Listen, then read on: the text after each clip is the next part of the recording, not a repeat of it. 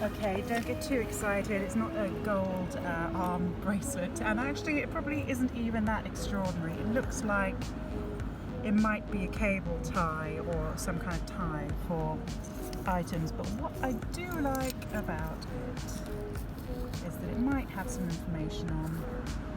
There we go. And it might have a company name, but it might just say,